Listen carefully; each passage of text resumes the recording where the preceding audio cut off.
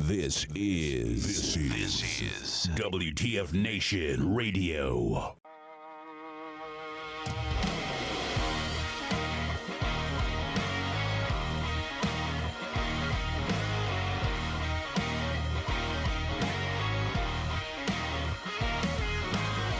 Stand up for the things I believe in, but I don't always do what's right.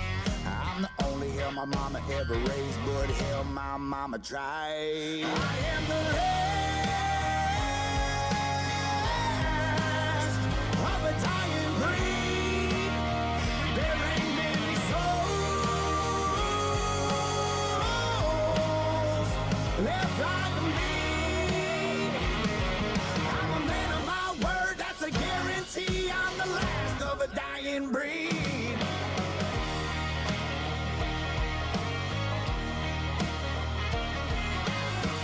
Don't need much for me to get by. I don't fit in with the suit and the tie. You won't see me sitting high on a throne, so please tell the wolves that I'm finally home. Last of a dying breed. There ain't many souls left like me. I'm a man of my word, that's a guarantee. I'm the last of a dying breed. I'm a God-fearing man, I ain't afraid of my fate. I'm a lot like Jake, born 50 years too late. I am the last of a dying breed. There ain't many souls left like me. I'm a man of my word, that's a guarantee. I'm the last of a dying breed. I am the last of a dying breed. There ain't many souls left like me. I'm a man of my word, that's a guarantee. I'm the last of a dying breed.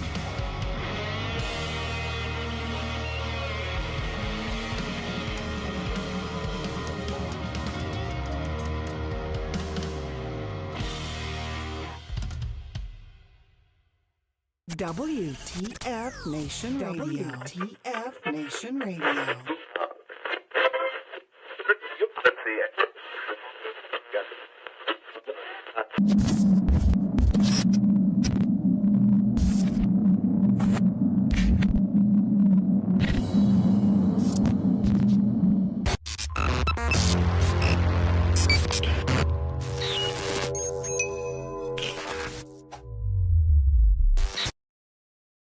The horse, with beauty unsurpassed, strength immeasurable, and grace unlike any other, still remains humble enough to carry a man upon its back. When a service member or first responder takes an oath, he or she has mentally and physically committed themselves with self-sacrifice. From the front lines abroad to the very streets you live on in America, they protect. This oath is non-refundable and it is lifelong. Facing unimaginable dangers and unseen scars, these grounds are a place to recover and face any challenges head-on. As veterans and first responders ourselves, we know that battle all too well. From a simple talk with a friend on horseback to an entire debrief in the barn, this sanctuary has seen recovery take place time and time again. No hour of life is wasted that is spent in a saddle. The way we approach change isn't a new phenomenon. This animal has been with humans over 5,000 years. If you've ever been around a horse for long enough, you'll feel that thing, that electric trust. In that moment, nothing else is in your mind. When they turn into you, it's like the world disappears. We harness that moment to build skills off of. Repurposing requires flexibility, adaptability, and the willingness to challenge assumptions and conventional thinking. This approach can be applied to many areas in life, including business, education, and personal growth. To ride a horse is to fly without wings. This lesson and skills learned at war horses will help reintegrate back into daily life. You'll learn coping mechanisms, improved communication skills, trust and confidence. that will help reduce symptoms of anxiety and depression. These tools can be used every day to navigate life and take on many challenges. This may involve practicing mindfulness, setting boundaries, improving communication with loved ones. Transitioning back to society is hard on your own. And when you're at war horses, you're family, and families solve problems together.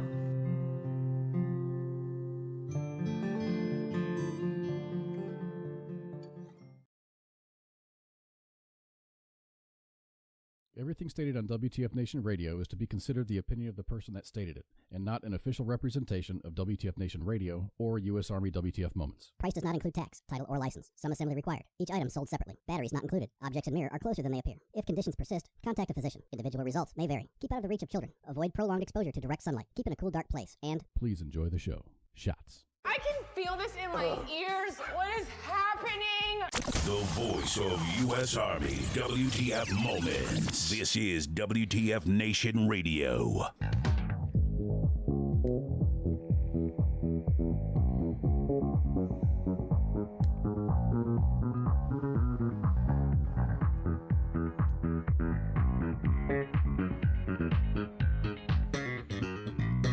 How's it going, everybody? Welcome to Friday Night Freedom. My name is Kaz, and you're going to see a new face up here in the bubble of consequences. We got Massey with us tonight because Pookie's doing a little bit of vacationing, man. He's taking some well-deserved time off, and fortunately for us, we have Massey in the house with us. What's going on there, brother? Much, man. Thanks for having me on. And you say fortunately at this point in time. We'll see how that sounds by the end of the show. Oh, so what brings you to WTF Nation Radio? You are not typically on one of the normal shows, but you've been making your rounds. This is like the Massey takeover this last couple of weeks. Shameless, absolutely shameless. No, it's weird, man. It worked out. I've known CQ, Pop Culture Warrior, for a little while from a different show I used to be on, and got to talking, and he needed a fill-in last minute at one point in time, and it kind of just has evolved or devolved from there, depending on how you want to look at it. So I've run the gambit this week, though, man. I've been on with Ice, I've been on with CQ, and now with you tonight. So you've been accused of being like Ice's son. Is there any truth to that? Are you related in any way to? I didn't know my dad growing up, so it's very possible. Ice gets around, so you never know. You never really know. You got to do that. Like a 23andMe or something, one of those Ancestry.com. Maybe you guys, I don't know, man. Yeah, call me Ice Jr. It's a little hurtful. It's the nose, man. It's the nose. Well, anyway, welcome to Friday Night Freedom, man. I hope you have an awesome time as we're gonna just get into things and stuff. Nice. Usually at the beginning of the show, I like to do a little bit of housekeeping just because the most people are here. So I'll just do a little bit of housekeeping just real quick. So we've got 6 nights a week that you can hang out with us. We got 6 shows. On Sunday is the Sports Bar. Monday is the Monday edition. Pop Culture Warrior shows is on Tuesday. The Smoke Pit's on Wednesday. Sergeant's Time's on Thursday, and Friday Night Freedom's on Friday, I think. Is that tonight? That is tonight. So I'm on every other week because my work is brutal right now. It's a temporary thing.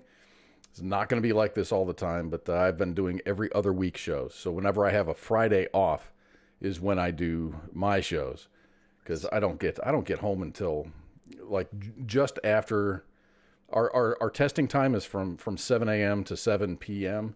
and I'll get home. It takes me about 30 or 40 minutes depending on traffic. Oh. Sometimes it takes even longer. So I get home 7:40, 8 o'clock p.m. Central Time. Okay. That's 9 your time, and that's just.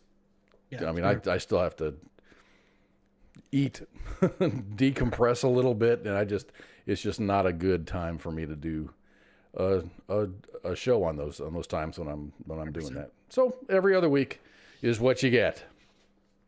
So, but this Wednesday we've got country artist Darianne Lay. She's going to be returning. She was on before. I forget who she was on with. I think she might have been on with Ice. I'm not sure. I know she wasn't on with me. I would have remembered that. Right. I would have remembered that.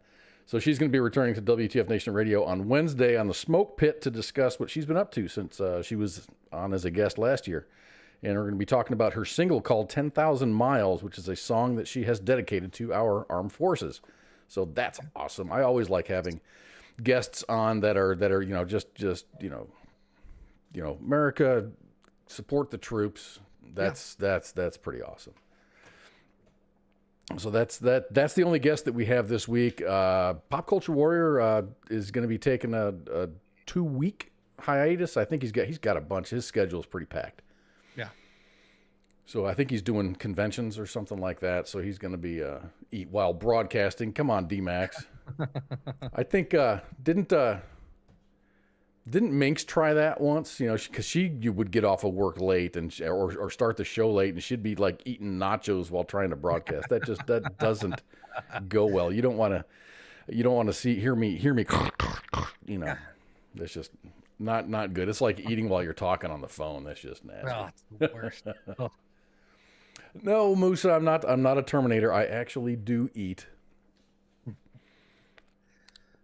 So welcome. Today's the 23rd day of June, man. We are officially halfway through the year. Yeah, it's insane. It's been brutal, man. It's been a brutal couple of years, just with all the news, and it's just like the wheels have come off, and it's not United States, it's not my state, it's just the world is just gone crazy. Right before we started the show, we had a post, and I don't have any graphics or anything like that before, but Russia right now is eating itself because Putin is lobbing missiles at encampments that contain the Wagner Group. Yeah. So if you don't know who the Wagner Group is basically Putin's private army. Yeah. Russian mercenaries. They're all mercenaries. The thing is, private armies are illegal in Russia, so they're skirting the law, and they're skirting Russian law. Because they're Putin's people. Yeah. So they're a security group. Security group. Yeah. So that's kind of like the president of the United States having a group like Blackwater, but much, much, much larger. I'm not sure what the population of Blackwater was at its heyday, but I'm sure it wasn't 50,000. No, that's a huge number. And they're saying they're going to take 25,000 troops and marching on Moscow to try to have a conversation. I don't think they're going to have a conversation. Oh, yeah, of sorts.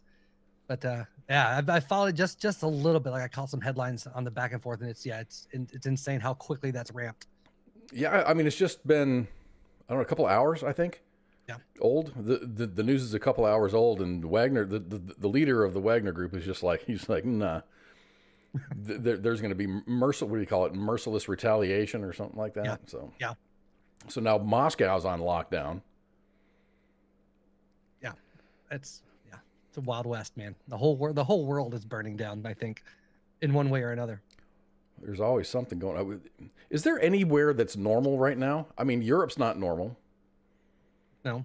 I think maybe if you're in, Finland's not normal because they're right next to Russia. Yeah. Maybe Switzerland or Sweden is probably the most normal. Australia is off the rails, man. With their politicians just grabbing onto all kinds of power. I don't think there's any normal place. Maybe someplace in South America. Right. Maybe Colombia's normal. Just happy, just producing some good cocaine. Some coffee. They're good for coffee. Colombian coffee is delicious. Yeah, absolutely. So we're a week apart from Father's Day. Father's Day was last Sunday. That was kind of cool, man. Did you have a good Father's Day? I worked Father's Day this year. I was actually had a last minute work trip out of state, so I was in New York for the Father's Day weekend. So no barbecuing for you. Yeah, kids remember to send me a text message, so they were thinking of me. Yeah, my kids are grown and gone, and I'm divorced, so it's just me. Okay. It's just me in the house, so I just I didn't have anything planned. It's just another day for me. Yeah. No big dinner, no barbecues or anything. So my kids, sent me a text in the morning, Happy Father's Day, miss you, and all this other stuff. Yeah. Ma, yes, you may ask me a question. Go ahead and put it in the chat, and I'll get to it. I'm sorry, I missed your first attempt at asking a question. Yeah, ask away, sir. I was gonna say we usually don't do a whole lot. Like Mother's Day, I make a big deal about usually, but like my birthday, Father's Day aren't usually big ordeals around my house. I don't really care one way or another. You know, the wife usually will be like, "Oh, let's go get dinner" or something, but never. No, so it wasn't too big of a deal to be working out the fact that it was a Sunday, and that made me sad. Yeah, that's some good good money though.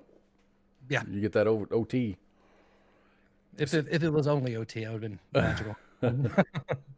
So my kid sent me a text, and that was cool. So later on in the evening, close to like when my parents go to bed, ish, 6-7 o'clock at night, you know, they kind of start, you know, busting out the books and getting things ready for bed or whatever. I call them. I talk to them every week, so I called and wished my dad a happy Father's Day, and my parents proceeded to yell at me because I got my dad a gift card. There's a restaurant that he likes. It's what is it called? It's called not the Capitol Inn. It's a high end restaurant down by like where the courthouse. So it has something to do with courthouse. Something this. Oh, yeah. So I went and looked at their menu, and I'm like, damn, their food's expensive. So I got him a $100 gift card for him to go and enjoy a meal down there. So. Right. When I called to wish him a happy Father's Day, both he and my mom yelled at me for you don't need to be spending money on us. I'm like, just shut up and say thank you and go have a good meal. Yeah, well, at least you got that. My dad likes to give me a hard time about because he's, you know, everything. But I called him up, same thing in the evening because I've been working all day, and he was like, "Took you long enough to call me, damn it." I was like, he's like, you don't care about your dad enough to call him in the morning. I was like, man, I've been working since whatever time. And he was like, there's no excuse, sorry ass. I was like, all right, fair enough. God damn it, Bobby. No, it's always good to talk to my parents. We haven't always been close, and it's just, you know, the older I get, you know, because I was kind of estranged from my parents for a while, but then I got married, and that kind of brought our relationship a little bit closer together than I had. You know, I gave them their first grandkids, and then ba-boom, you know, it's just mom's always wanting to, I'm going to fly down to Texas and I'm going to decorate the baby's rooms and blah, blah, blah, blah. Yep. Okay, let me see. Where is this question? About 4 years ago, Dr. Jordan Peterson refused to use a student's preferred pronouns, citing freedom of speech. Okay. Today, there is an LGBTQ bill at Governor Abbott's office that mandates teachers in Texas use a student's preferred pronoun. Should the state mandate speech? Well, should the states mandate speech? No, I don't think any government organization ought to mandate speech. Yeah. I think it is extremely difficult. I mean, we kind of have the same thing going on at work where, you know, they're encouraging, HR is encouraging people to put their pronouns in their signature blocks and stuff. That hasn't really taken off. The thing is, it's like, here is your option, and it's your choice to have that. It's your choice as an adult to either participate or not participate. Yeah. We do a lot of things like group dinners, or we go out to, like, after a hard week or a hard couple of weeks of testing or whatever, we just get the teams together, go out, have a couple beers, and then and do that. But I don't participate in all those things just because I choose not to. So I equate it to something like that. Here is a program that you can participate in. There's no wrong answers here. You can participate or you cannot participate. And I think it's kind of like that. My sister-in-law is a teacher, and she's going through the same type of thing where the kids want to be called this, that, or the other thing. And she's like, she is going to call the kid by whatever gender it says on their enrollment applications. You know, they're either male or they're female. There's because of reasons. And it's you and he or she, and that's the way that she conducts her business. They can't fire her. Right. I mean, she's a tenured teacher. But she said, and she's also, I think, is she English or is she history? I can't remember. But she's like, it's incredibly hard to keep everyone's expressed personal pronouns or their preferred pronouns on the front of their mind. You know, what do they want to be called, and change the English language to do that. She goes, that takes an incredible amount of energy, and she's not willing to expend that. So everyone is either a he or a she. Period, paragraph. See, I feel like the solution is just to go back to dehumanizing children and just calling them theys and its, and then it completely just wipes the pronouns off the table, and it's all even playing ground. Like, or it's like in basic, it's like, hey, you. Yeah, everyone's hey, you. Why is it speaking up in class? Sit down. Oh my gosh. Yeah. So you're a Coastie, right? I was a Coastie. Yeah. How did you like that? I have a lot of respect for Coasties. I got my one of the guys that I work with, his son is a Coastie, and he just got his E6 pinned. Okay. And he loves it. He flies a C-130 when they do SAR missions. Oh, nice. So he's I dug my time in, man. I got to do some cool stuff. I was a Twidget, so I was, electronics tech, did all the comms and navigation radar. So I didn't, wasn't jumping out of helicopters or doing the cool stuff, but I spent most of my time up in Alaska, doing Loran, which was, if anybody doesn't know, is a RF or radio frequency navigation, predecessor to GPS. Been around since like the 40s, and Obama shut it down, I think, in 2011, I think is when they shut it down. But yeah, so it was, I enjoyed my time, and it's, well worth, getting the shit for the time in. I like the time. Yeah.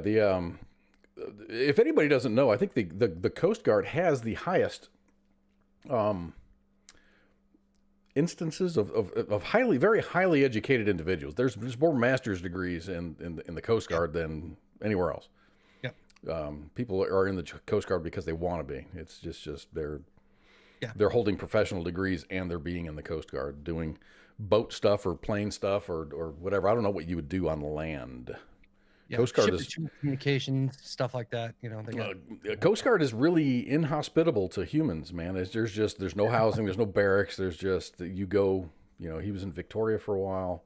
Now he's in Alabama. He's now that he's gotten promoted, he's either got to go to Hawaii or Alaska.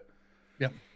Yeah, I did my last tour in Hawaii. The rest of the time was up in like Aleutian, on the Aleutian Islands. Oh, okay. That would be pretty awesome. I was on Attu Island, man, for a year, which is the very last island on the chain. They did an episode of Survivor on Vanuatu. Yeah. Yep. So it's it was cool stuff for sure. But then and comparatively to my other buddies that are in other branches, I'm definitely a lot more dare I say laid back for depending on what was going on. First thing is usually. Because everyone thinks of the Coast Guard as like, okay, you're going to be looking for drugs around the coastline of the United States, but they're everywhere. Yeah, they're out there, everywhere. It's like Navy light, Navy without all the armament. Yeah, but they got the big guns though, man. I like those drug interdiction videos, man, with the popping that 50 cal off, trying to get people to pull over. Dun, dun, dun, dun, dun, dun. 100%. Or shooting a 20 millimeter over the bow of a damn boat. Yep. Yeah, I was in for right about 9 years. So. Did you like it? Why'd you get out? Just I got med boarded out. Oh.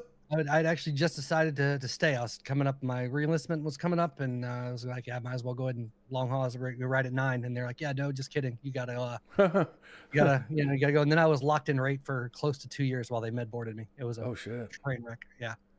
So you're just like, meh.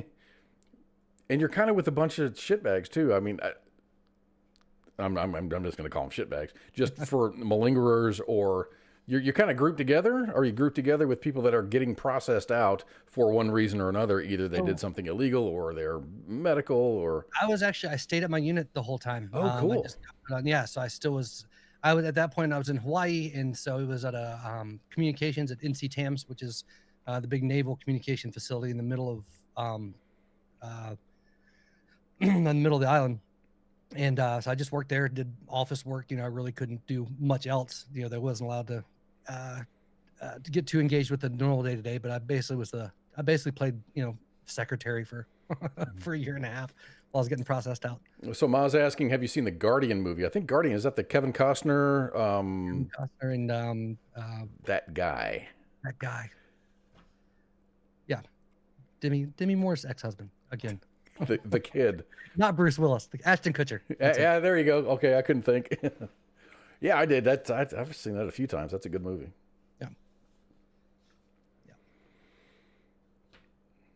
Yeah. DMAC says the best to take out of the med board is not to take it personally. Oh, 100%. 100%. Well, it pays my mortgage now. So thank you, VA. Yeah, I got the disability going, but it's only 20%, and I'm fine with that.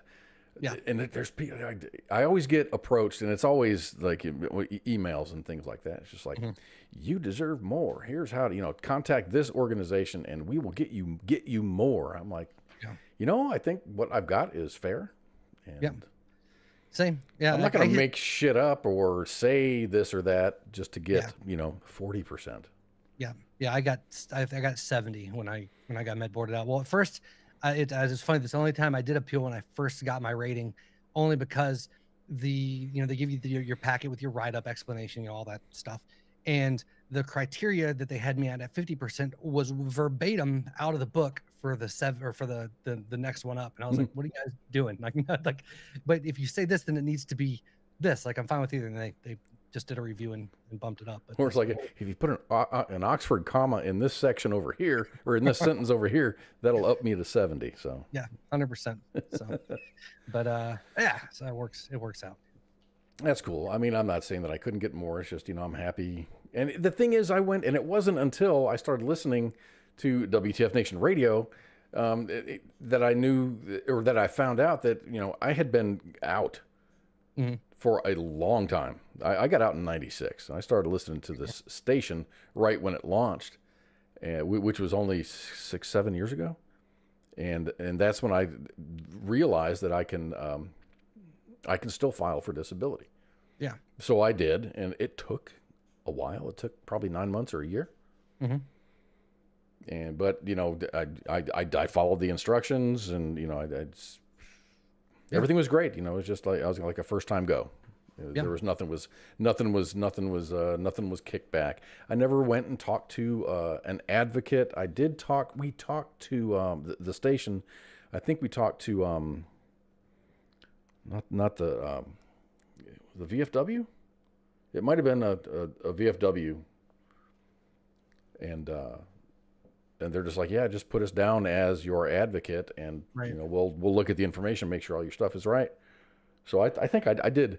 I had already filed, and then I added them as my advocate, and I don't even think they did anything. Yeah, it was just one of those after the fact things. I had already filed the paperwork, and the ball was in motion.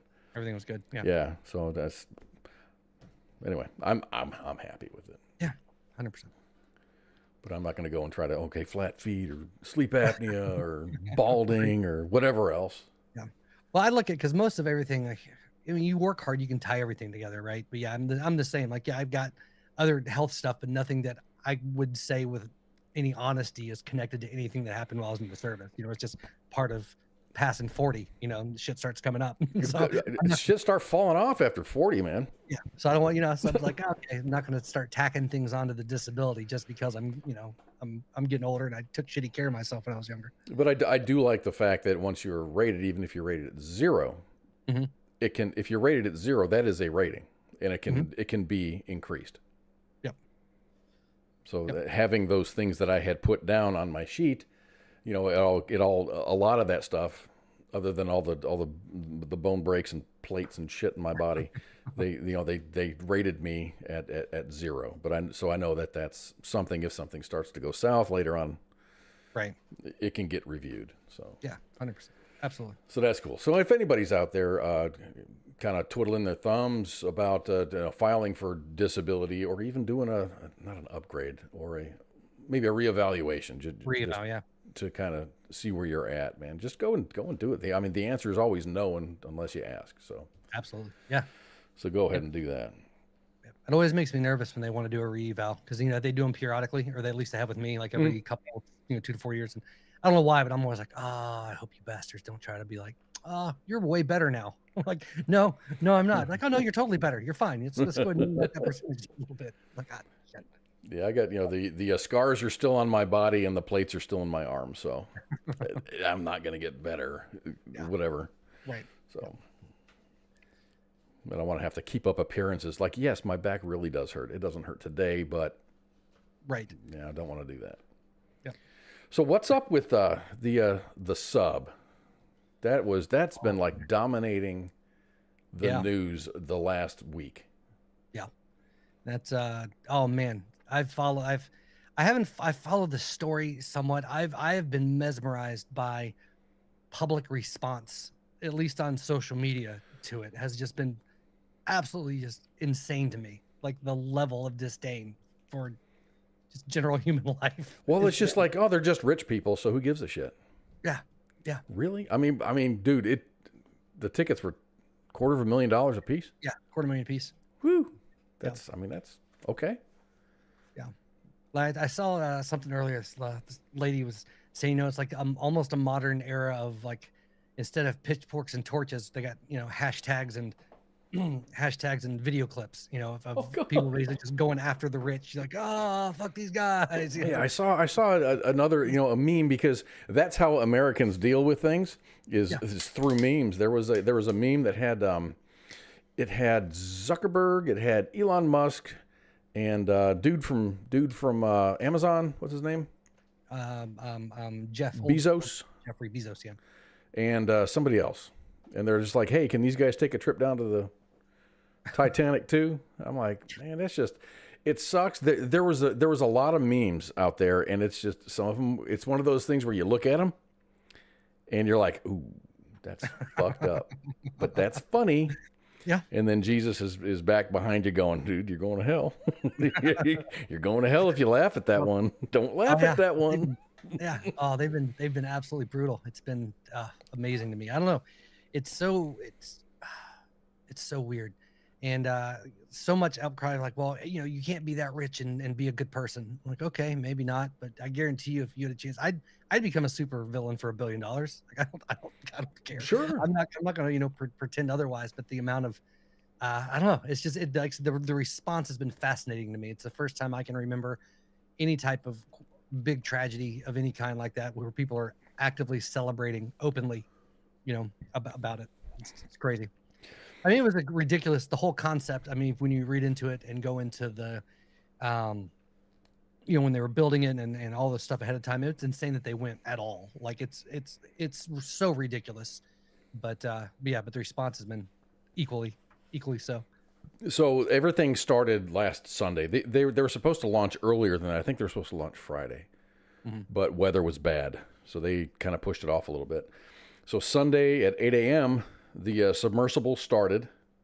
It was supposed to be about a 2-hour descent to the Titanic wreck, which lies at a depth of 12,500 feet in the North Atlantic. At 9:45 a.m., communications between the submersible and the surface vessel were lost. So that was about 1 hour and 45 minutes from the start of the descent. Monday, U.S. and Canadian ships and planes were swarming the area. Some were dropping sonobuoys that can monitor to a depth of about 13,000 feet. Tuesday, sounds were detected over several hours by a Canadian Lockheed P-3 Orion, equipped with gear to track submarines. On Wednesday, more noises were detected by the P-3. On Thursday, at about 2 p.m. Eastern Time, a debris field was found near the wreckage of the Titanic in the North Atlantic, and it contained pieces of the Titan submersible.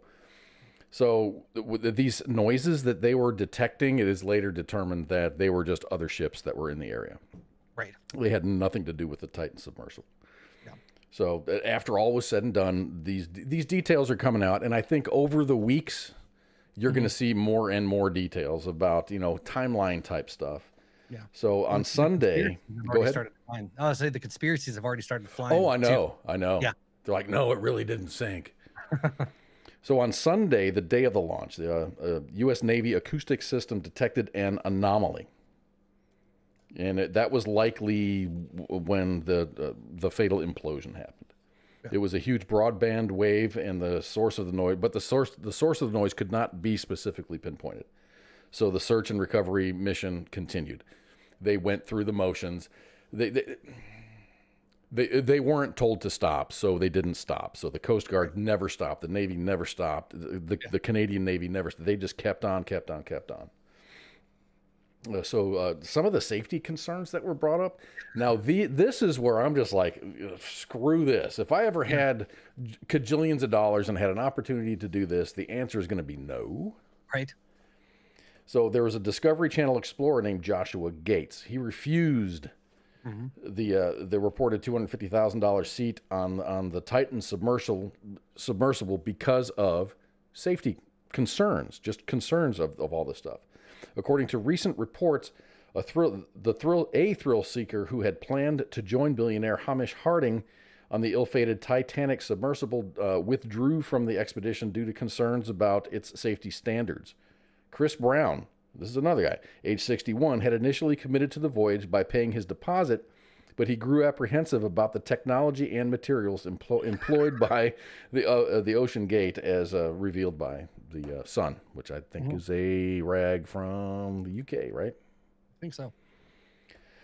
So among his specific worries were the utilization of old scaffolding poles as ballast. And the control system being a computer game controller. Logitech, yep. Despite being an early participant in the trip, Mr. Brown ultimately concluded that the risks involved were too significant, leading him to cancel his involvement. I don't know if he asked for a refund or not, but he probably just said, nah, I'm good. Yeah, you can keep it. So the design of the Titan sub was still experimental. It was never, ever certified. It was still considered an experimental submersible. Right. It was never, dude. Yeah. It's like, that's the type of thing you think you usually would test first. Like, we're going to run this down, and we'll see how it goes. But the thing is, their previous models would go down and they would fail. they would absolutely fail their depth checks. Yeah. That's it's insane. And I think that's probably why some of the lack of sympathy comes from too, is not just the rich, but also it just seems so apparently, it's such an apparent bad idea, just based on any information that you're given. Like at no point in the process, if you, like you said, even reading that, would you be like, that's something I might try? Like, no, that's a terrible idea from the get-go. I mean, I work in the realm of experimental flight. So there's insurance. Yeah. We're not taking passengers. So, this is just, experimental flight. We're trying to figure shit out. Yeah, but you're also not building, you're not building anything out of old scaffolding either. No, not at all. Not at all. I mean, might be. I don't know, but and I personally think, and this is my opinion, that deep sea exploration or tourism ought to be regulated exactly the same way as, let's say, SpaceX does, or Virgin Galactic, or whoever goes to space. It should be regulated like that, as far as safety and the right people around, the right engineers with the right tools and the right materials, because you're talking about human lives. It's wow. I mean, someone threw $250,000 at it, and there's other people. There was another guy that I think he was in Vegas. He lives in Vegas, and he was going to buy a ticket for himself and a ticket for his son. And the only reason why they didn't go is because his son was apprehensive. His son was just like, no, that's too scary. I'm not doing that. Yeah. It's a terrible idea. Yeah, that's right. I mean, I'm the king of bad ideas, but this is a really, really bad idea. Oh, yeah. There was something that, and I might be mistaken, but then they said they use some like carbon fiber as well for the carbon fiber and titanium. Yeah, which carbon fiber, it's got a very strong. I can't remember the two, but it doesn't do well under pressure. It does very well under like for flight, for anything that's. And what's the two types of pressure they put on it? I'm completely blanking out. Tensile strength, and there's one other one. But anyway, atmospheric pressure versus maybe hydrostatic pressure. Maybe, but anyway, it's much less strong when you're crushing it than when you're trying to break it. Oh yeah. There's on the AW139, which is Augusta Westland. Back when they used to be called Augusta Westland, they're called Leonardo now. But anyway, Bell I worked indirectly for Leonardo for a while. Anyway. Oh, okay, cool. But there's a torque tube there that connects both of the collective levers, and it's carbon fiber. There's a piece of aluminum that covers it. In the manual, if you don't touch it, don't scratch it, don't step on it, don't even look at it. But during a lot of disassembly, you have to take that aluminum plate that covers it, and and you have to cover it with something to keep it from getting scratched, because the damage limits on that are 0. Yeah, it has to be shiny and new. If it's not shiny and new, you have to buy another one, and those things are the processes for carbon fiber layup right now are a lot cheaper than they were probably 10 or 15 years ago. Right. But those torque tubes were probably $100,000. Yeah, and all this is probably 4 feet long, about 4 inches in diameter, and that's it. It's all carbon fiber. But it's a weight saving thing. It's super, super light, and it's super, super strong. We make rotor blades out of composite material. We make fuselages now, helicopter fuselages out of carbon fiber. It's awesome. Right. But I think you're right. It's the crush thing. It's very, very strong, but it can't be crushed. Right. It can be crushed. That's why. Especially if it's in a tube type of format. Yeah. Yeah. No, I was reading something. I'm blanking for the vernacular, but as far as the type pressure, but yeah, it's much stronger if you're trying to. If you're using it for structural rigidity for an aircraft or for a car, something like that. But it can't, you can shove a pencil through it. I mean, it can't. Yeah. Your pinpoint pressure is not there, but it can support a lot of weight as a mass. Yeah. So I would like to personally apologize to ICE for not being up on kick. I did not have the instructions for that. I looked at it, and it's probably a stream key thing. I'm going to look into it after this show, and it'll never happen again, I promise. So, hey, tell your dad to lay off, man. I'm sorry, Dad. Don't hit me anymore. So back to like engineering and stuff. I like engineering and things and stuff, and making stuff and breaking stuff. That's a part of my job as well. That Philadelphia, that bridge on I-95 in Philadelphia, dude, it's been 12 days, and it hasn't been replaced, but it's been repaired to a level where cars can drive over it again. Yeah, back open. Yeah, that's an insanely short amount of time to me. So early on June 11th, an elevated section of I-95 collapsed in Philadelphia after a tractor trailer hauling gasoline flipped on an off-ramp and caught fire. State transportation officials said the driver was killed after he lost control around the curve. There were no other injuries. So workers were putting the finishing touches on an interim 6-lane roadway that will serve motorists during a reconstruction of the permanent bridge. Crews worked around the clock and finished ahead of schedule. The interstate was reopened today at noon. Yeah, that's a massive undertaking, and that's pretty freaking awesome. That is. And I mean, and that's going by, what I read. They were saying, it's supposedly up to all safety standards and all this other good stuff. Because my first thought was like 12 days, like that's it's going to be like something that you might see in Thailand. Right. Exactly. But yeah, I guess we fixed it with bamboo. Right. And what they use is it's like some type of recycled glass composite material they use for the foundation of it. And that's the sick part too. I'm just like, okay, this is genius. So to get I-95 operating again and as quickly as possible, workers used about 2,000 tons of lightweight glass nuggets to fill the underpass and to bring it up to surface level. Then they paved over it to create 3 lanes of travel in each direction. Yeah. I saw some video. I thought I saw like 2 lanes going one way. So it's an odd number interstate. So that's probably a north-south. So there are 2 lanes going north, and then there were 2 lanes going south with the divider in the middle. That's what it looked like to me. I might be incorrect. I've got some pictures that I'm going to show here of the completed project. It's not completed. It's just this is the Band-Aid while they recreate that bridge. Yeah. So what are they going to do? Are they going to recreate it underneath and then raise it up after? I don't know.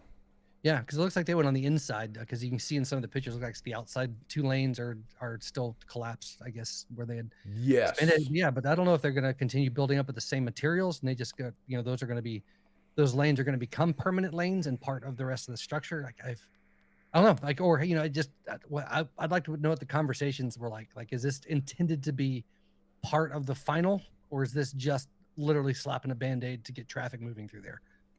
I mean, it's a major thoroughfare in the city. So I couldn't imagine. I mean, let's say Interstate 35 goes through and around the Dallas-Fort Worth Metroplex. I could not imagine having either Interstate 30, Interstate 20, or 35 just have a section of something fall apart and just that's so much of traffic sucks here anyway.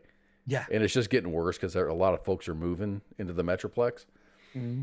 Austin, especially, Dallas-Fort Worth. I work about 20 miles away from work. When I go to work in the morning, it takes me probably, 25 minutes to get to work, which isn't a problem. But getting home, sometimes it takes an hour and 15 minutes. When I lived north on the north side of Fort Worth, it would take me 20 minutes to get to work, and it would take me an hour and 45 minutes to get home just because of traffic. Yeah. Can't stand it, man. Traffic. It's one of my biggest causes of rage and unhappiness in my soul. The most stressful part of my day is going to and coming from work. Yeah. Work is awesome. I love my job.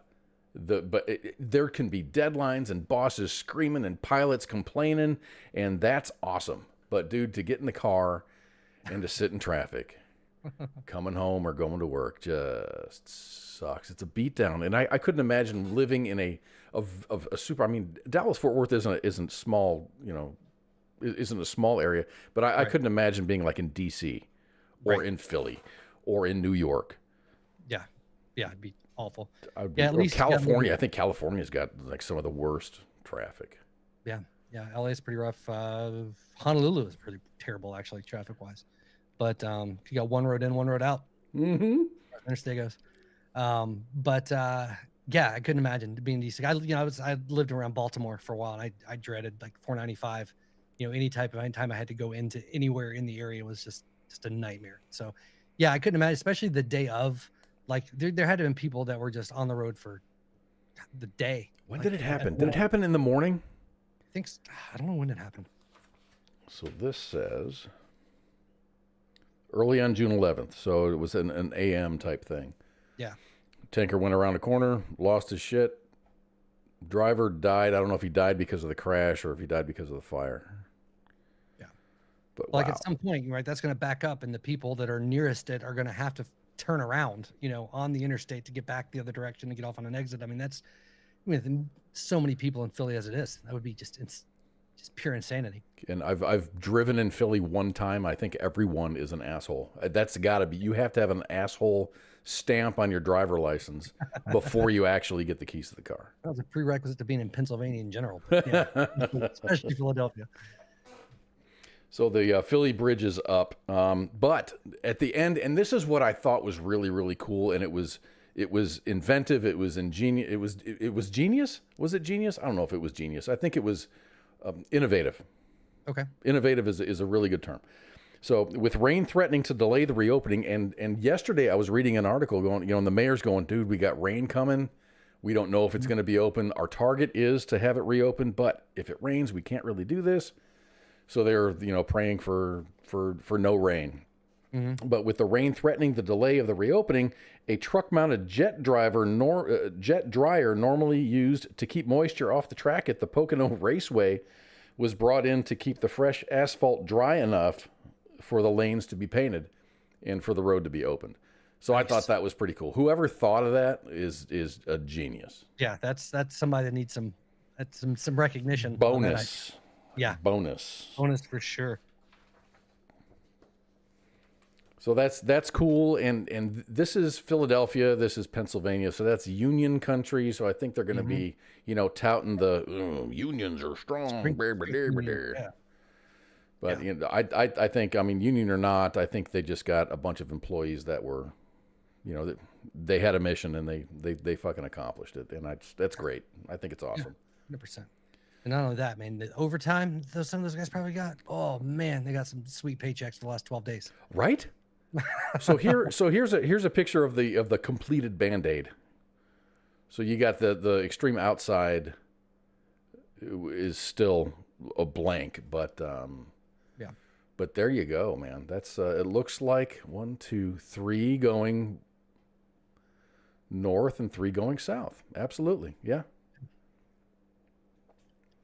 But it was weird because I'm looking at this going, that's not the same angle. It's not the same angle because I look at this, I'm like, okay, here's the destroyed bridge, and then here's the completed bridge. I'm like, did they erect an entire warehouse? I think it was taken from like 180 degrees in the other direction. But that's cool. That's really cool. I didn't realize that the recycled glass material is something that's used somewhat regularly for different things. Like I've never even heard that. When I first read that, I was like, that seems weird, but evidently that's a normal thing. Yeah. Then what do? You melt it? I don't know. I have no idea. The road construction is not my thing. Right. I don't know the science behind maybe just packed real good. Just a bunch of that. Man, we got some potholes around here. They should fill it with glass. Right. Yeah, I think somebody had said too. They said at the time because they rallied. I guess they said part of the reason they'd gotten finished so quickly is they were able to get like Washington support and people outside of just the city to so they got some federal dollars and local dollars, and they were able to throw a bunch of money at it, and it worked out. A lot of times, I've worked in a union before, dude, and it's like, don't work yourself out of a job was the mantra. Like, so it's really, but that's their city, and Philadelphia is a proud city. It is. So that's cool. The mayor looks good. I'm glad that at least 3 lanes in each direction are going. That's pretty awesome, man. Yeah.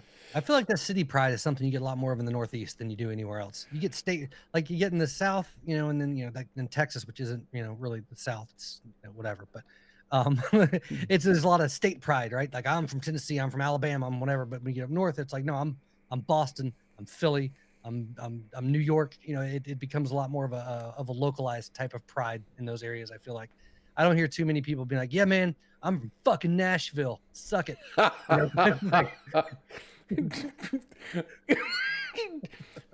You don't know who you're fucking with, man. Yeah, I had a guy, man. We called him B-Rad. I was stationed with this kid, Brad, in Alaska. His name is Brad. We called him B. We called him B-Rad. But he's always like, "Man, I'm from Mobile, Alabama." He goes, "That shit's streets." He goes, "That's tougher than Compton, man. You don't want to fuck with me where I grew up. I grew up in Mobile, Alabama." I'm like, what the hell is wrong with you, dude? You're intimidating no one. Fucking 251 in the house. Yeah. What the hell? Yep. Mobile. Damn. Yep. There's tough areas of every city, especially every major city's got their tough areas and the don't go to areas and But this kid, man. Flex in Mobile, Alabama. Mobile. Is it mobile or mobile? Mobile. Mobile. It's Mobile. Yeah. Flexing Mobile. He's probably got a bunch of shirts. in M-Town. Oh man. Roll Tide, motherfucker. Yeah. But yeah, anyway, I was just thinking about that. But like when they were talking about, you know, showing out the strength of the city, it's like that's something I feel like you see a whole lot more in the Northeast. People being more proud of the town or the city that they're from, as far as, you know, like I said, like Boston, Philly, even Baltimore, and New York. You know, you hear that a lot more than you do other places usually. Yeah, I guess you don't hear or feel that pride or see that pride from anywhere else. Right. Like I said, on a state level, like, you know, of course, people from Texas are, you're gonna know they're from Texas. Like they're like they'll let you know. Yeah, that's they're the state version of a vegan. You know, you're gonna know. Jesus. I kid, but you're gonna know pretty quick somebody's from Texas. But you know, I feel personally attacked. My uncle lives in Dallas, or used to live in Dallas. Been out there. There's a lot to be proud of wherever you're from. Unless you're like from like Wisconsin or something. Right. Yeah. Maybe Milwaukee. Maybe Madison. Fucking Fond du Lac in the house. I'm from fucking Fond du Lac, man. Oh man. I'm from Prairie du Chien. Okay, where's that? All right, I was going to get to another story, but I'm going to save that for after the break because it's kind of drawn out and it bleeds into other stories, and I don't want to segment this. So what we're going to do is we're going to take a short little break. It's going to be about 6-ish minutes long, and then when we come back, we'll just get right back at it. So get up and take a walk around, refill your drink, take your dog out to the bathroom, and we'll be back in just a couple of minutes. Shots. I can feel this in my ears. What is happening? The voice of U.S. Army, WTF Moments. This is WTF Nation Radio.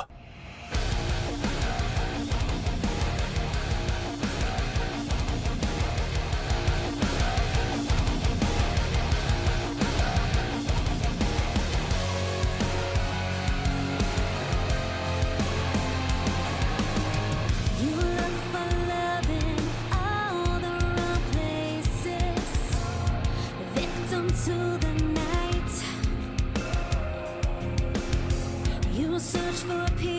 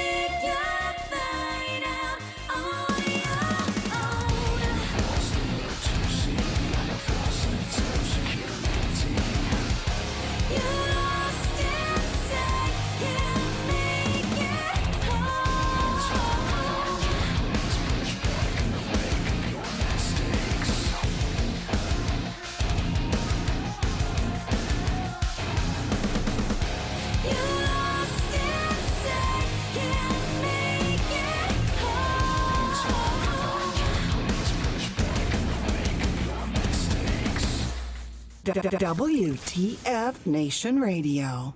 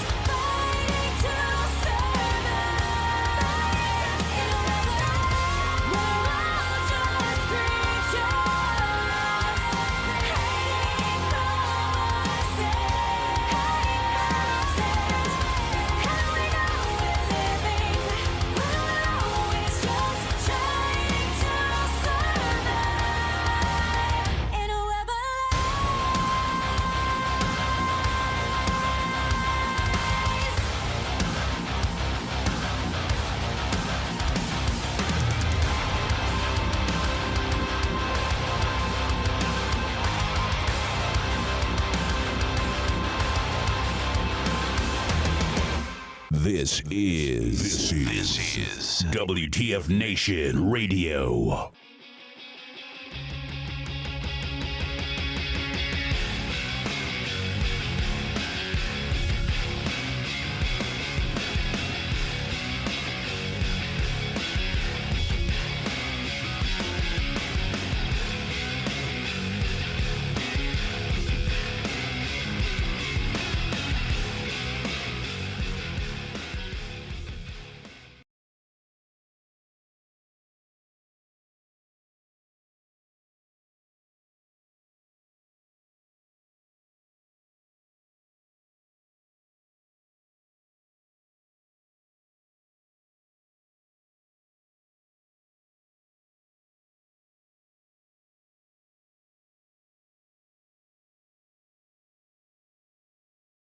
Remember what I talked about earlier?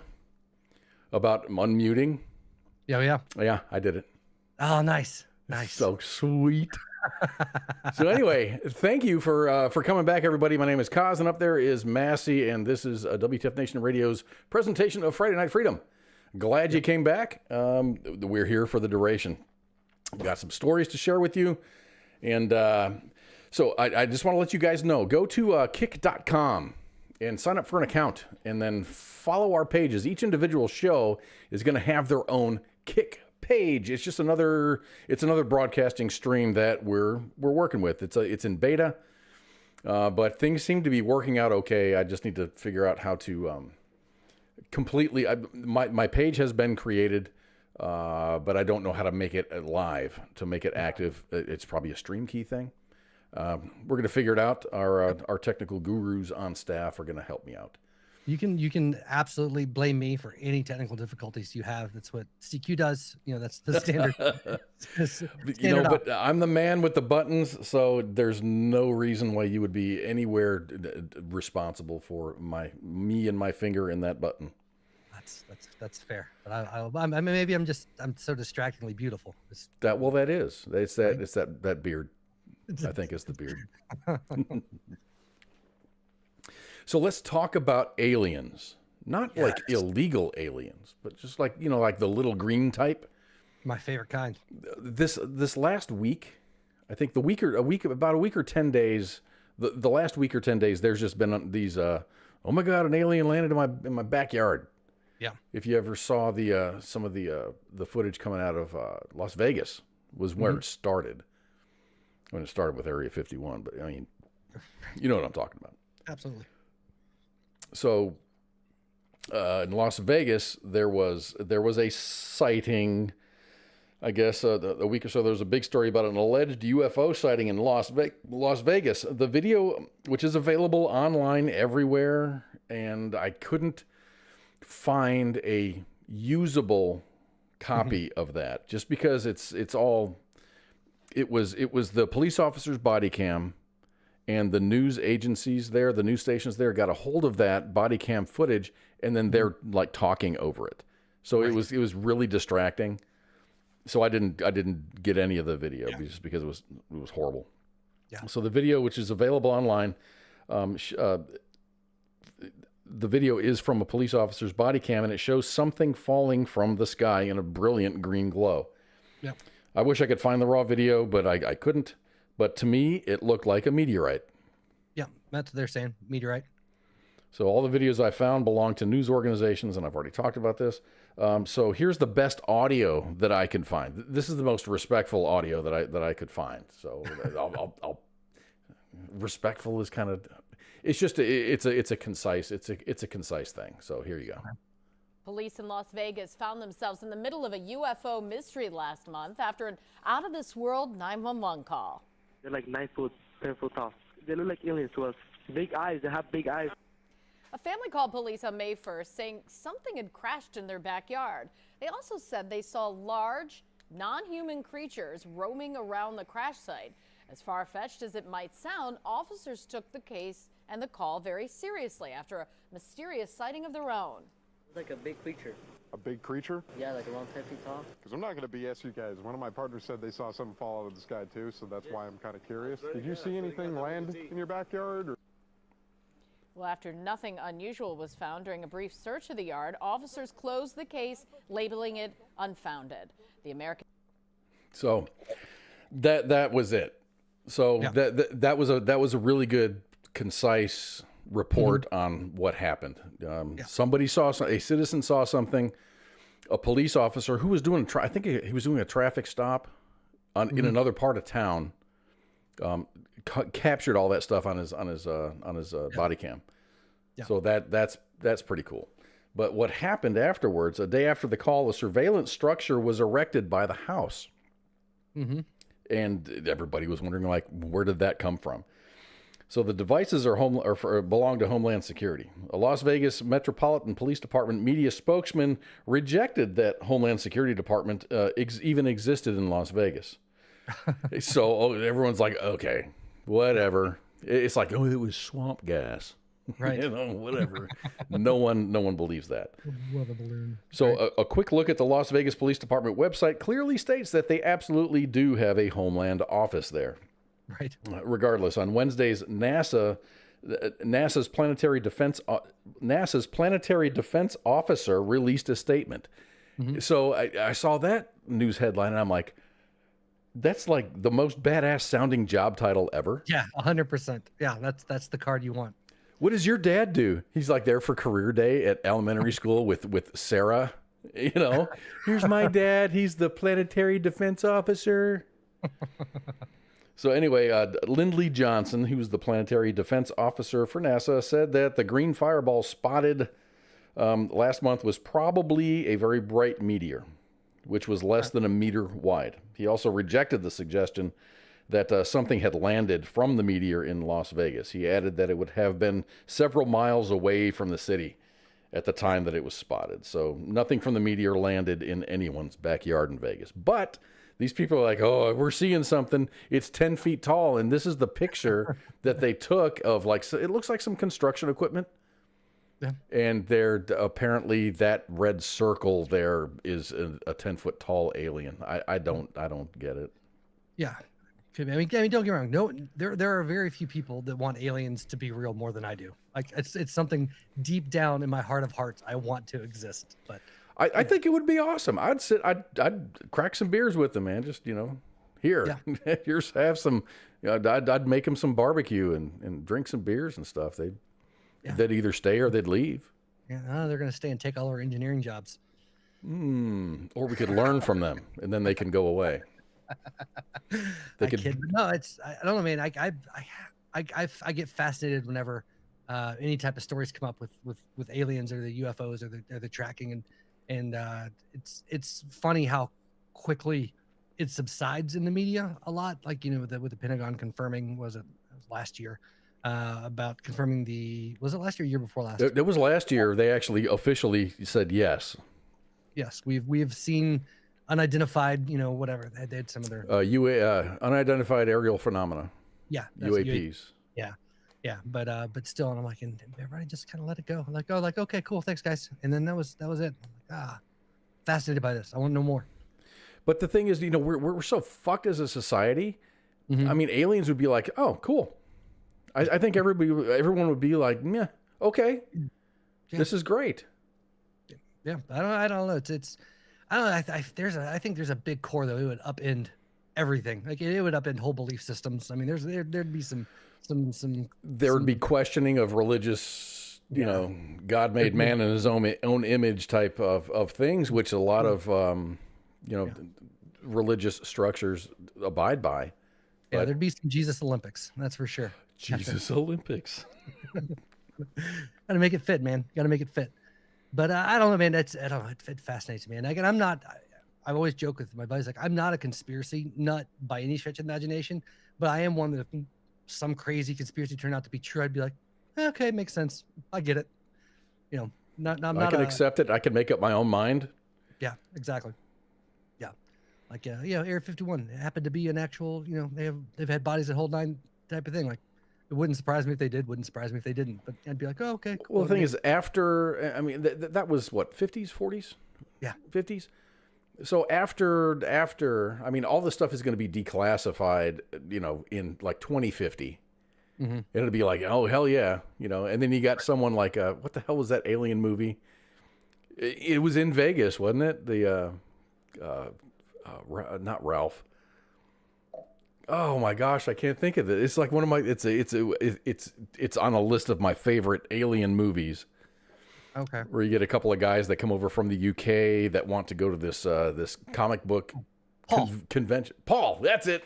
Yeah, Simon Pegg. Yeah. Oh my gosh, those are great. Yeah.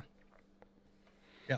No, it's like, this is my that's my argument though. How do you explain iPhones? It's alien shit, man. We reverse engineered some shit. That's how we got them. I'm convinced. I mean, I think if we were left to our own devices, we would all still be using Nokias. Playing Snake. So the alien story seemed to be making the rounds. Days after the Vegas story broke, another one came out. This time it's from New York. Ooh. New York had an alien sighting. So inevitably, another video has now gone viral on TikTok, racking up more than 300,000 views at the time of the writing of this article. The footage was shared by the account called The Paranormal Chick, and it claims to show a man in New York. It's not specified exactly where in New York, who apparently found an alien in his backyard. Okay. As he searches for the creature with a flashlight, we get a brief glimpse of the alien before it disappears. The man does call out to the alien, which eventually reappears and clearly walks across the frame before disappearing. I seen the video. It sucks. So here's a still from the video. So there's Paul back there. Yeah. You can see him, gray, big black eyes. Yeah. Some high quality video right there. And it's a cornfield or something. Yeah. So while the video got lots of hits, judging by the comments of the video, not a lot of people are believing it. Some of the comments are, and these are funny, these are really good. Quote, bro's wearing a black turtleneck in the middle of a field like a hipster that got lost on his way to a jazz club. Another one said, a quote, I had the same thing happen to me while playing with my dog at 1 a.m. So here's a picture, here's another picture of a similar sized and colored alien. And this was taken in Ontario from August 20th. 1980. So it's like, aliens just going, I wish I had a fishing pole, or I don't know what he's doing. Yeah. So here's just 2 months before the Ontario alien photo, just before, 2 months before this photograph was taken, Vanna White appeared on The Price is Right. Oh, man. Which is proof that aliens exist. That woman didn't age for like 90 years. I know. She stayed the same beautiful self she was until she wasn't, and she's still beautiful. Yeah. Yeah. It's crazy. That's 43 years ago, dude. I don't know how old you are. I don't know that you were like 0 or negative something. I'm 42. You're 40. You were -1. -1. Yeah, I remember when Vanna White came on. I was like, woo. I mean, doing the Wheel of Fortune. I never saw her on Price is Right, but I did see her on, turning those letters. Yeah, I'd buy a vowel. I'd buy a vowel. So this is summertime. Summertime is, I don't know what you got in your line of work, but summertime is the summer of like internships. Okay. So we have a lot of interns that are here from other states, other colleges. And they're doing their thing, and they're doing their internship, which is they're just checking the box, right? Right. This young lady is I think she's figured it out. College interns right now are typically finding cheap places to live for the summer, and this woman right here is going great lengths to do that. South Carolina resident Sophia Celentano commutes to her New Jersey summer internship by plane every week, revealing on her TikTok account that it's cheaper than renting an apartment. Wow. So she goes, what did I say, about 750 miles. Yeah. Once a week to do her internship, and it's cheaper than renting an apartment. Yeah. So she has a TikTok, and it explains why she takes a plane to work. She posted her routine of waking up at 3 o'clock in the morning to catch a flight from Charleston, South Carolina to Newark, New Jersey every Wednesday. So rather than spending about $3,400 a month for rent, she books a $100 round trip flight, 1 day a week, and then she does her work. She probably works remotely on the other days of the week, but she just has to be there in person. So yeah, interesting. Yeah, I mean that's way to, because it's South Carolina. I mean, Charleston's expensive for down here, but compared to New Jersey, it's still super inexpensive. But I've known people that live down here that commute to New York. A couple neighbors that do that. They fly into LaGuardia like every week and work up there in the city, and then they fly back here on the weekends. That works. That works. Yeah. I mean, there's a lot of folks in Montana. My kids live in Montana, and a lot of people that have houses there. They're just like they bought a house, and it's a place for them to stay, but they live in California or they live in Portland, right? And they just Montana is where they want to be, but their jobs are in California, so it's cheaper for them to commute than to live in California or Portland or wherever they're from. So her employer, which is Ogilvy Health, requires interns to be in the New Jersey office at least 1 day a week. A job listing said a similar internship pays about $15 to $20 an hour, which isn't bad for an intern. No. Better than something. Celentano wrote that her employer knows her situation and it's never been an issue. Yeah. Another factor for doing all of this might be the office's suburban location in Parsippany, New Jersey, which she says she didn't want to live there. Right. She says it's really dull. Yeah. So the way that she saves money is by flying Spirit Airlines. I've flown Spirit. I don't hate Spirit. Okay. It's an airline known for dirt cheap flights. She said that her round trip flight cost about $100 every week, plus another $100 for Uber rides. Yeah. And about $25 on food. In total, she spends about $2,250 in commuting costs for the 10-week internship. Wow, that's genius, dude. Yeah. Yeah. I don't know if it's genius. Right. I think it's very, very smart. Yeah. Well, it's a good example of because especially if it, like you said, if it's just an internship for 10 weeks or whatever, and you're not wanting to actually move to fucking New Jersey, which I don't know why you would unless you were doing it for work, but I don't blame her at all. It's a great idea. She lives with her parents. So, this is like one of those things, and which is really cool because she, if you look at her TikTok, she travels a lot. Mm-hmm. She does like trips to Kenya, trips to this, that, and the other. She does she's a smart girl. She is a smart girl. I don't know if her parents are well off or whatever, but it seems like she's making her own way, and it's awesome. Yeah, people like that just made me angry. Just out of jealousy, not out of anything else, but pure unbridled jealousy. At least she's not, spending her money on submarine trips. Yeah, that's true. To the Titanic. This is true. On a video screen. Oh, another one of the memes that I saw about that Titanic thing. They like upped the death count of the Titanic. They added 5.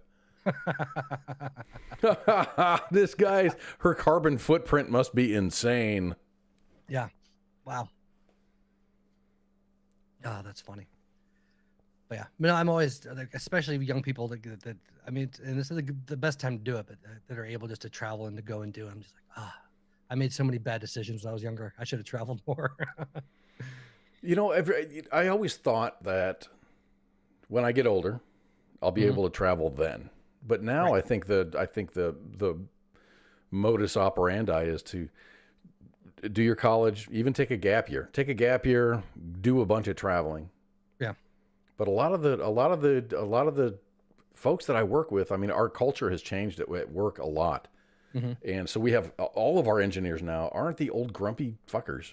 These are all 25 to 30-year-olds doing all the software, all of the flight controls integration, and they're writing code and they're just doing great work.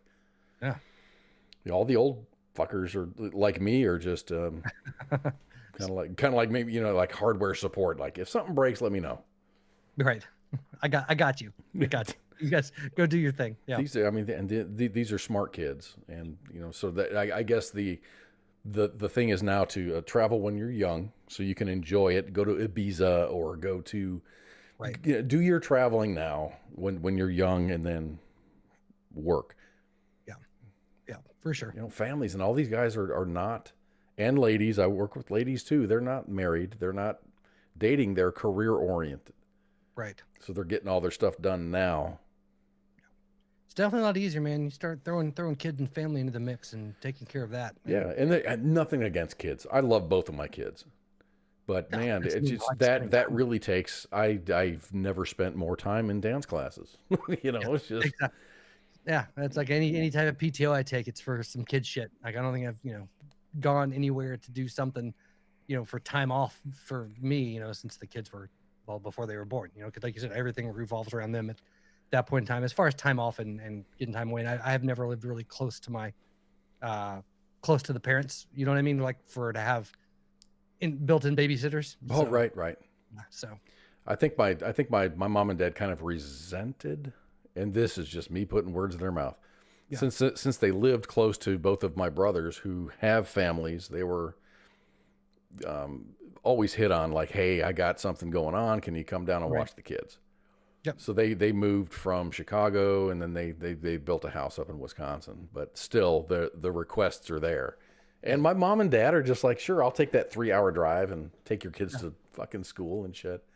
Yeah. I'm glad I wasn't one of those, I want to say burdens. I'm sure it wasn't a burden because my nieces are fucking awesome. I mean, they're just really cool. But it's just when you make plans and then you get that phone call, it's like, hey, can you help me out? You know, you're gonna jump at it. I just like to see my parents just not have to do that.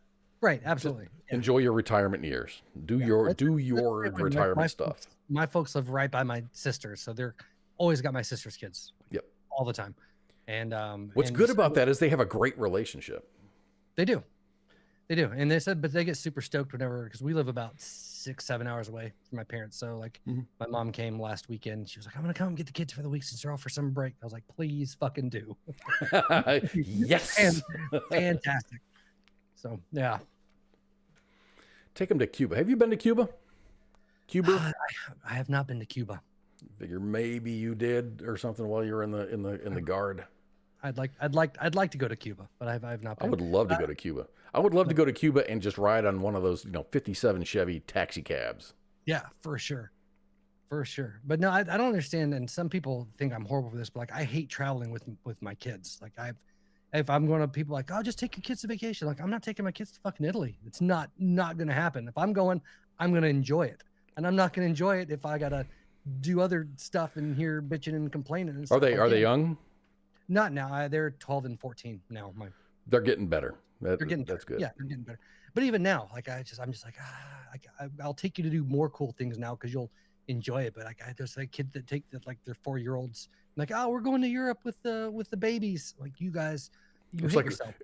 We're gonna go to Disney World with the baby and you just push a stroller for fucking 6 hours a day. Yeah, well, my parents thought I was terrible because, like, now that they're older, we have Carowinds, the amusement park. I bought. Oh yeah. They're old enough this year. I've been there. They can ride everything. So, and I live 20 minutes, so we go a lot. But prior to, like, my sister and them, they always wanted to go to Disney every year, and I was always like, "No, I'm not. You can take the kids to Disney if you want. You're welcome to it. I'm not going." But you need to go because we need the adults. And I'm like, no, I blatantly refused for like 5 years to go on a Disney trip, and it angered. You gotta feed them, and they get cranky, and you're like, no. I went once.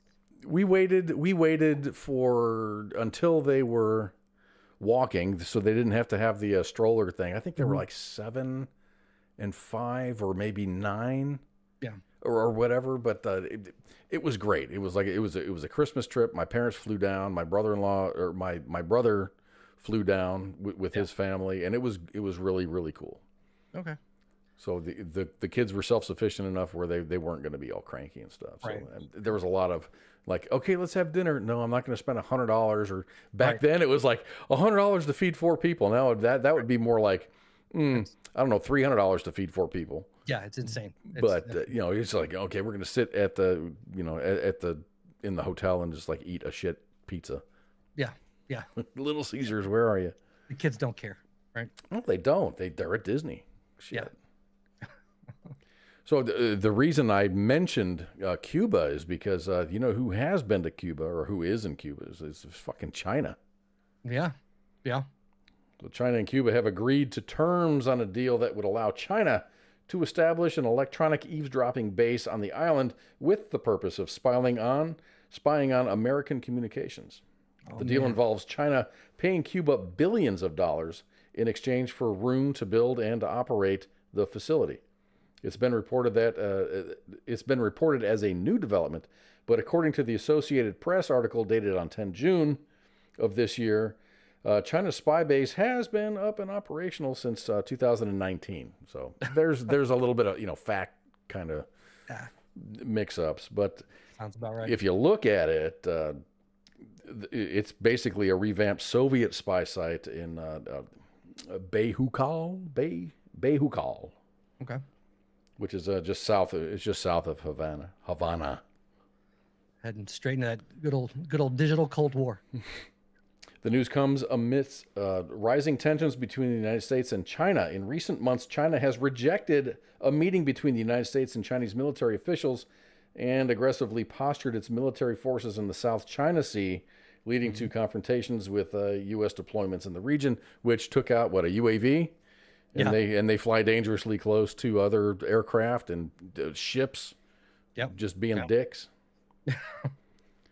Yeah, because we're gonna be like, guys, quit doing that. Guys, quit doing that. Hey, guys, quit doing that. Guys, god damn it, quit doing that. Do you think if the president was different, was a different person, that things would be different in the South China Sea? I don't know, man. It's hard. I socially it would be more difficult. I think there'd be a lot more chatter on that front, a lot more posturing, I think. But I don't know. I don't know if it'd be different enough. If it's a test in the waters, so to speak, or if it's they've been testing the waters a lot. I mean, taking out aircraft, actually taking out aircraft, and then like being dangerously close to other aircraft that are manned, right? And then ships with sailors on it. Yeah, that's very, very provocative. Let's just say that. Yeah, but I mean, let's just say, for instance, President Trump was president. Do you think he would even get this far? Do you think China would pull some of this stuff? You know, I don't know. It's such a, again, I feel like on the, there'd be a lot more posturing, at least verbally, you know what I mean? But as far as action on the back end or anything being taken against, or communication, talking. Yeah. Yeah. Because it feels like, other than reports that you read, oh, they report this happened or this happened, you don't hear much being said about it from a national taking a stand perspective. I understand. But on Monday, U.S. Secretary of State Antony Blinken met with Chinese President Xi Jinping. Mm-hmm. And they said that they agreed to, quote, stabilize badly deteriorated U.S.-China ties. So, shit's been going down and stuff's been happening. So there was a conversation. A conversation was had, and I really don't know. I really don't know what to believe, really. Mm-hmm. For the most part, Blinken offered, quote, strong words and nothing more. Back in February, the Biden administration allowed a Chinese spy balloon, to travel across the United States, collecting data on sensitive military installations. Blinken actually made a statement that gave me a little hope. He said, quote, it attempted to surveil very sensitive military sites. And he added, so there's no doubt in our minds that A, it was a surveillance balloon, and B, it was attempting to engage in active surveillance. Mm-hmm. Blinken spokesman Ned Price says that, quote, we made clear that the United States will not stand for any violation of our sovereignty. Yeah. And it's the People's Republic of China's high altitude surveillance balloon program, which has intruded into the airspace over 40 countries across 5 continents. It has been exposed to the world. Mm-hmm. Now Blinken says that it's time for this chapter to close, end quote. Okay. He's ready to just put it aside. Yeah. And it was kind of a disappointment to me. Yeah. So back to the strong words, quote, strong words. Blinken only offered words about Americans being detained in China and China's flagrant export of fentanyl and their precursors. In my opinion, this was a win for China, and it was a waste of time for the United States. Blinken's big push is for open lines of communication, but when he left West Taiwan, China, there was no agreement on the table for our militaries to communicate, especially in the hotly contested area of East Taiwan. Secretary Blinken even took it a step further, telling reporters that the United States does not support Taiwan independence. Yeah. What a slap in the face for the people of Taiwan. Yeah. Yeah. That's the one thing about, and people obviously way smarter than me analyze this shit, but I don't fully grasp all the time, as far as in the public eye. And I get that China's a monstrosity. They're huge. They own half of the U.S. debt as it is. But I don't know, man. But we're so all about supporting the independence and sovereignty of nations when it's beneficial, and then depending on the political powers that be at the time. But then other times like that, oh no, yeah, we don't support their sovereignty. Like, what the fuck, man? What's going on? So, and those were just words picked out of multiple paragraphs that he said. He's like, we are going to adhere to the agreement that our countries have. Right. which is a one China policy, and there's not going to be we're not going to support an independent Taiwan. Right. They're just going to be there. Yeah. God save the Queen. God save the Queen. He dropped one of those too. But then, President Biden was asked like, would you send troops to defend Taiwan? He's like, hell yeah. Yeah, absolutely. It's like these guys aren't reading off the same note page. No, nobody has any idea what anybody's doing. Or there's a handful of people that know what everybody's doing. Who knows? What am I supposed to say? How am I supposed to say it? So to confuse things further, President Biden went off script again, calling Xi Jinping a dictator. I mean, he is, but that's not one of those things. That's one of those. That's the inside voice. Yeah, he's a dictator. Yeah. What other dictator? I mean, when you're trying to provoke fuckers, I mean, President Bush would poke the chest of Saddam Hussein. Yeah. Or the Ayatollah. Right. They're dictators. They are dictators. But when you're trying to be, it's not a diplomatic term to use. It's not a good diplomatic term. I mean, especially when if China decided to call all the bills that the United States has to pay, it would be screwed. Go walk through the store. Everything that we have is made in China. The damn good majority of it is. Yeah, a bunch of it. Yeah. Yeah, that's funny. I think the public dictator thing is the equivalent of the difference between saying, I think we need to speak, sir, and hey, asshole, we need to talk. Yeah, that's the political tone. Hey, can we have some words, please? Yeah, in my office. Come on in my office. Yeah. So from that comment, China angrily responded saying that Biden's comments are absurd and they're a provocation. But then when President Biden was asked about it, he's like, there's been no harm to the U.S.-China relationship. He's like that, whatever. It's fine. It's fine. Everything's good. I think he's just trying to live long enough to finish the term. That's what he's so. But he's running for re-election. I don't think that's going to be successful. Right. I mean, even when people in your own party are like, dude, you're kind of seasoned. You don't need to do this anymore. I don't think President Trump ought to run anymore. I think they're both just old. Let's get the olds out. Yeah, I'm waiting for the inevitable day. If the society doesn't completely unravel by then, that we have a candidate that runs exclusively on social media, doesn't hit a campaign trail, does nothing but TikToks and again YouTube videos, and ends up getting elected based entirely off of social media propaganda. How realistic is that? I think it's very realistic. I mean, we had Vermin Supreme, who kind of did that, got a little bit of support, but he didn't get a lot of coverage. Right. I mean, when you walk around with a boot on your head. Yeah. But say, I mean, hey guys, be sure you head out to the polls, slay. It's going. But I mean, really, a TikTok candidate. Yep. A TikTok candidate. I mean, somebody young. And I'm not talking AOC, dude. Not. I mean, a smart person. I'm not saying she's stupid. She's just not bright. Is that wrong? She's very idealistic, and she's misdirected in several different forms. She's smart. Her heart's in the right place. Yeah. But the way to get from here to there is I don't think that her path is correct. That's one of the problems with youth, though, right? To a point, is that idealism that unrealistic idealism that comes unchecked at times.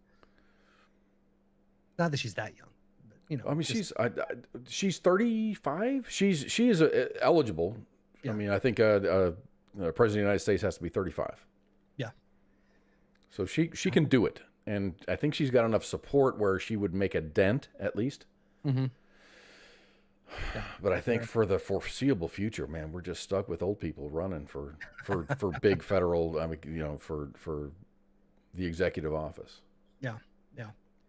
That's crazy, man. Like I said, it's all just slowly, not even slowly at this point. It's all just starting to unravel, and the glorious train wreck is happening in front of us. But I don't like to be the old guy, because I work with a lot of younger folks, 25, 30 ish people, and it's just I don't like to be the back in my day. And Right. I swear I'd never do that. Yeah. But it's just like, why don't people just exist? Shit's hard everywhere. Yeah. Times are hard. I'm under no obligation to spare your feelings if something is happening. I'm not gonna. Yeah. You know, that's just the way that things used to be. But things are, you know, the paradigm has shifted. Yes. And everybody's worried about feelings and respect. Yep. And it's not the earning of respect. It's like automatically you're betrothed with this massive amount of respect. Right. Regardless of what your actions are. Right. As opposed to a baseline. Like, you're a human being. I respect you until I have reason to respect you, but I'm not. Yes. And you can earn more, and you can also lose it really fucking quick. You know what I mean? As opposed to automatically having you're the prince of your world, my friend. You know. And it doesn't take much. It really doesn't take much to lose. No. It takes a lot to earn it back, though. Once you've lost it, it takes a lot to earn it back. Yeah. 100%. 100%. Yeah. It's a lot. I don't know. It seems like you said, the age of feelings versus facts is definitely not going anywhere. All right. Go ahead. Yeah. I was gonna say, I think it is I still think the average person thinks pretty moderately, right? I don't feel like the average person is too fucking inundated with all the shit, but it's so loud on social media, and it's such a heavy influence on younger kids. It becomes more prevalent in that regard. But I feel like most like adults right now, most are at least somewhere hovering around the middle.